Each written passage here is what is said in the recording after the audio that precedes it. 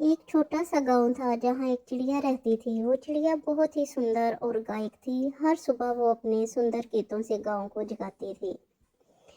گاؤں کے لوگ اس چڑیا کو بہت پیار کرتے تھے۔ وہ اس کے گیتوں کو سننے کے لیے اکثر باریک باری سے ان کے گیتوں کو سنتے تھے۔ ایک دن ایک بڑا طوفان آیا۔